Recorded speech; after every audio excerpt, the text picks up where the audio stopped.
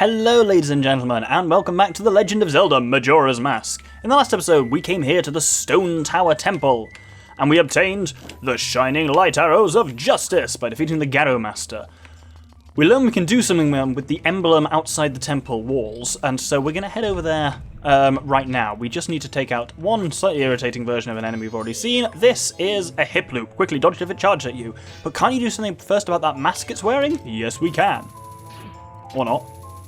Fine, it's going to be like that. I'll just light arrow him in the anus. Oh no, he's actually completely blocking that. I guess I have to aggravate him first. Hey, you. Hey, idiot. Hey. Ugh. Hey, no mask for you anymore. Now he's just a regular hip loop. So we just have to knock him backwards a bit. Single hit from the Gilded Sword will do him in. And now, we are somewhere we've been before. Because we are in this watery room with this closed-off bridge, but we're now on the closed-off bridge. This is what I mean when I say Stone Tower Temple is physically small, but a lot of rooms have a lot of entrance and exits, so it's quite a complex dungeon. Anyway, time for a weird new enemy. This is an Igor. Simply attacking it is no good. I say pay attention to the subtle changes in its eye. Which means shoot it in the eye with light arrows. And then shoot it in the eye with light arrows again.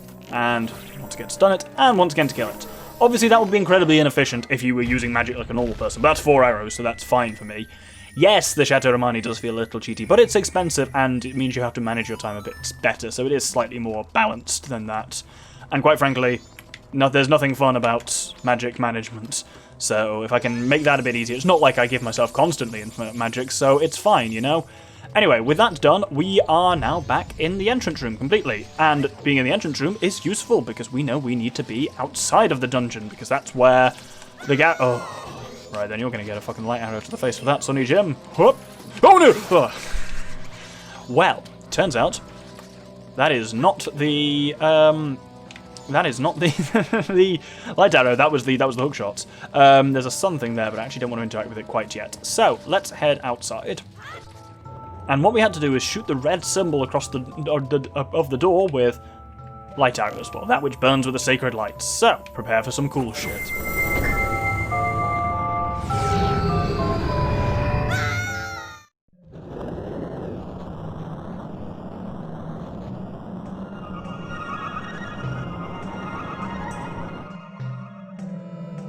So, what we've done here is flipped the entire world upside down. The stone tower and the temple within are completely upside down. The music has changed subtly. Have a listen.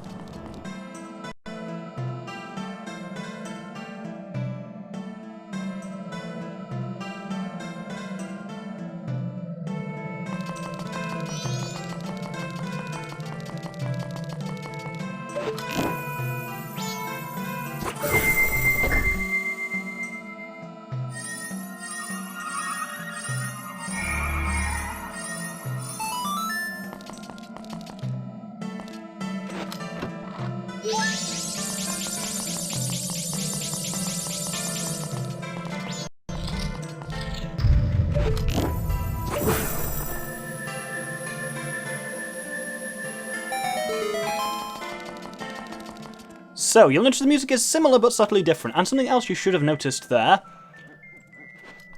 Anything that the light from the mirror shield can do, light arrows can do without it being light. They can trigger those sun switches, or they can melt those blocks. So this is the room where we got the compass that's sitting up there, and this was the underwater room with the bridge. All the water is drained out of those holes in the ground now, out of which air vents are coming. So, being upside down not only changes the physical shape of the dungeon, but also the context of all of the rooms. It's very clever. Anyway, what we first want to do here is actually, I've transformed it to Deku, but I'm slightly getting ahead of I've jumped the gun there. What we want to do is head down there, and you will see there is an ice switch that's actually covered in ice. So we actually need to switch things up. There's a lot of magical arrow stuff here, which again is why unlimited magic is useful. So that creates a chest over there, and now you must understand the advantage of those upside-down chests we've been creating is because all the chests that were upside down are now the right way round, and vice versa. So there's a lot of secrets to be got by craftily inverting the temple and then, I guess, reverting it is the word? That doesn't feel right for a lot of reasons, but I'm way too high for that. Can I needed to take the middle one, that's it, isn't it? Oh, there we go, I need to get stuck up here.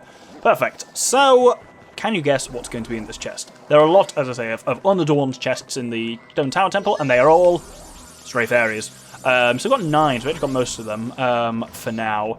But you have to do a fair bit of fanning around to get the final few. Whoa, it's way higher than I thought. Anyway, we need to hop down here. Oh, you lucky bugger. Oh, get away from me, you little bastard. We need to kill this hip loop first, because they're irritating. Oh, well, he's someone else's problem now. And, oh, he's dead. Hey, told you it was not someone else's problem. Now he definitely is. What we actually have to do now is come around here. And I believe there's a switch at the end here. There's also a trail of rupees, which is enticing you off that end. Don't do that. It won't kill you or anything, it's just irritating. There's a lot of, as you can imagine in a dungeon that flips upside down, there's a lot of potential for, like, back cuts, for falling back and losing a significant amount of time. Now, this is a gilded chest, of course, which means it's not a stray fairy. It is a key, and yet another in Stone Tower Temple's thing of surprisingly well-hidden keys. What we need to do now is use this fan here, which is one of the nice powerful ones, which takes us all the way up to the ceiling. And, oh, that's handy, right next to this switch here. So, you'll notice this switch is blue. Anyone from other Zelda games will know what a blue switch does. Stand on it. Not as Deku, because Deku thinks it's useless. Stand on it as someone who's got a decent amount of heft. And it does a thing. But stand off it, and it immediately undoes itself. So blue switches only work while something is on them. Of course, we are still more than capable of using the Elegy of Emptiness. With that done, we can use this flower, so to get it to exactly where that just was. So you can see that is... Oh, that doesn't fire me high enough at all. Hopefully I can get over to this other twister in time. Oh, there's one final thing I actually need to do, which is from here. Switch back to the light arrows. You see what I mean? This is a real complicated dungeon. Don't get me wrong, it's great. I find it really interesting. It can be frustrating, but... And there is a sun switch. You'll notice the sun switch is upside down, which means... the thing, what it does is upside down. But you can only do that now. If you flip the temple around, because you can flip it just to and fro unlimitedly, if you were to flip the temple around now, this room would be, that thing would be the right way around, but this room would be underwater, so good luck using light arrows there. So you got to think about what you do when. It's all very clever and tricksy, and I do love it. I'm going to die. No, I'm not. Oh. Yeah, if you hit those explosive things while you're flying as Deku, you're going to have a bad time. Anyway, that takes us to Stray Fairy number 10, and then our goal is that locked door over there, which we fortunately now have the key for. Should be simple enough to fly over. Again, as long as I can do some sweet spike dodging. Oh, which I can't. He's got a real wide turning circle. Good lord. As you can see, it gives you a lot of pops around for magic, because it knows that it needs to basically give you light arrows. Oh, this is an interesting room. So... you'll notice there is a gap which we can't jump across, and there's shit falling from the ceiling, because on the ceiling is lava. But note the red emblem over there. Now this is unusual. This room flips, but only this room flips. The rest of the temple is still very much unflipped, and that's important to bear in mind. If individual rooms flip and it shows the animation of them physically spinning around like that, that means it's not affected the rest of the temple. From here, we can now shoot the same thing again, and it reverts. We drop down into the middle, and then, ooh, it's made the field of view go wider. Spooky. And then we can proceed on. A nice little twist, that one. Ugh, this is not a nice little twist. So, we got a block there, and we got a slot for the block over there, and this one is it's just irritating. So you push it this far. Can't make it any further, but over by the door that we're aiming for is... fuck away from me. There is a flippy block. Flippy block, flippy sigil.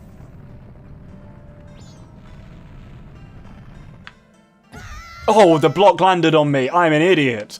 Oh, well, we should still be upside down. Where's my block? Oh, yeah, my block is... oh, it's gone back to here. The block bloody reset itself. So now you can push, so remember you're aiming now for over there, you can push the block a bit closer. You just got to flip and reflip this room. It's easy but just time consuming. You just got to do it about 3 times. So let's talk at this point a little bit about Ikana, because we're getting towards the end of it now. We're in the dungeon. Ikana Canyon and everything that goes with it represents acceptance. It represents understanding death fully and appreciating it for what it is. It's probably quite telling, therefore, that almost every single character we meet in Ikana Canyon is dead. There are very few living characters here. It's all about healing the regrets of the past. And interestingly, related to that, I think, is the fact that there are no new masks to get here. There's nothing more for Link to learn. There's no new transformations. There's no new ways to deal with that kind of thing. You've got to use everything you've learnt so far, but you're not going to learn anything new, in a sense, is how I've always interpreted this place as kind of acceptance. And I'm sure there's some creepy tie-in as well with the Elegy of Emptiness there that makes these shells of your former self appear. I don't know. But either way, we are now at the end of the long and complicated... no, that's the issue. It's not long and complicated, it's just long and time-consuming. But you'll be pleased to know, once you've locked this thing in place, if you ever fuck up for whatever reason and have to come back to this room, it doesn't matter, because this room stays done for all time, which is very nice. I say for all time. Obviously, if you do the Song of Time and go back, then it'll be undone, but everything will be. Don't do that. It's the middle of the second day. We got bags of time because we've inverted anyway. Why do they do this? Why? So many fucking wizrobes in this game, and it's one of the few things that deeply frustrates me with this game, is it just wizrobe feels like their excuse for, oh, we couldn't be asked to think of a mini-boss, so we've just chucked them the old wizrobe, and it's irritating, and it's not fun. Here, it doesn't even bother giving it the mini-boss music anymore. It knows how little weight this carries. Oh, he's the real one. Excellent. That's quite handy, and then we'll have one more. I think there is a platform there he can spawn in, yeah, which just means you've got to nail him with a light arrow, which are pretty powerful against him. They're about as powerful as the Gilded Sword, so very useful. Doesn't even bother. Oh, no, it does give us something when he dies. That's at least handy. So notice, yeah, the room we're in, we came... Last time we were in it was the lava room where we fought those Armosses, and then we grappled up into the ceiling there to get that chest, which was a stray fairy, and now we're on top of it again. It's very cleverly designed, this dungeon. The way... This is what I was talking about earlier when I said it's not a big dungeon. It's physically not big in terms of space, but it's very... There's a lot of stuff in that space, especially because you invert it. Each room is just different depending on how you approach it. Ah, pose. Weirdly, we've seen big pose. We haven't actually seen regular pose yet. They can be a bit irritating to fight by hand, but fortunately, like most enemies in this game, they will die from a swift light arrow to the face. Unfortunately, that final one has gone into the door, as they have into the wall, as they have a slightly infuriating tendency to do. But we can just hope he's not going to be a bugger. Basically, they're here to stop you from easily crossing this. This is one of the reasons why. This is the reason why, by the way, when I got the Chateau Romani, I did it at night time, so basically so it would be day when we had the inverted temple, because I think it's so much cooler having a blue sky underneath you, a bit creepier.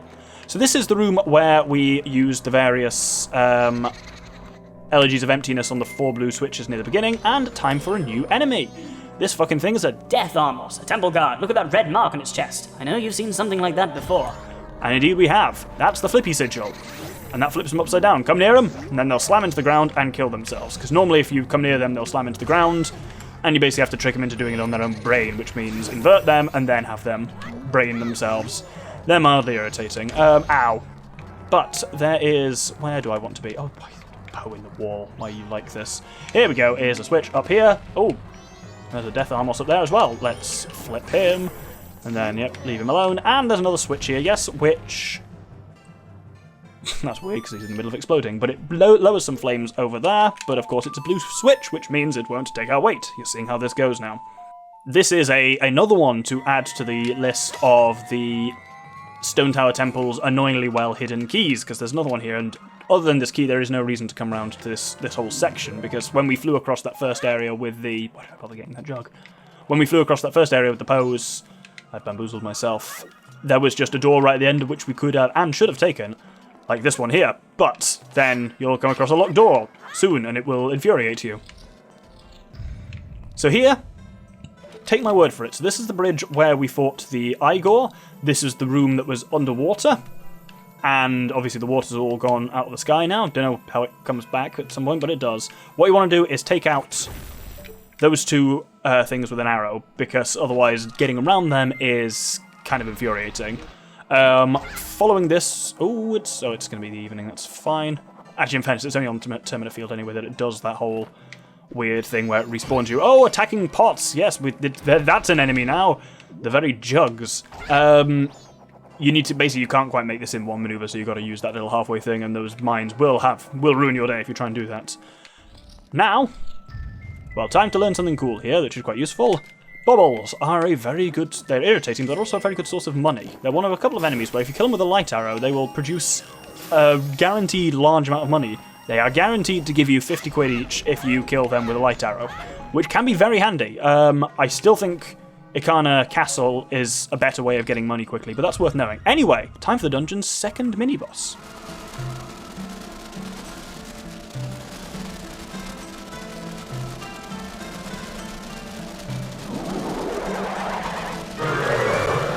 So this demonic Teletubby is Gomez. Your attacks won't do a thing until you defeat all those bats surrounding it. That, as a bit of help from Tattle, is wildly misleading, because you can attack these bats as much as you want, and you will kill them, but they will always come back. Actually, the way you've got to do it is lure the bats over to you. Shoot him there, and you'll briefly dispel the bats, and that was your time to hit him. You have not got much of a chance, quite frankly. Oh, there we go. I think we will have damaged him there. Gomez is a strange boss. It's hard to know when you're doing it right. And believe me, it's made far more irritating. There we go. You've got to quickly do a counter-attack there. So hit the light arrow and then attack. It very much feels like you're often doing the wrong thing. And that's a recurring theme of the bosses of Stone Tower Temple. Gero Master fine, but I'm very positive generally about Stone Tower Temple, but its boss is weak. We'll find out for sure next episode, but even this, like, Gomez is just very strange. It looks bizarre, and it's actually very repetitive, and it's infuriating if each of these shots takes out about an eighth of your magic, as they normally do. Gomez is another reason why some of the more infuriating aspects of Stone Tower Temple can be improved vastly by taking a swig of the old Chateau Romani.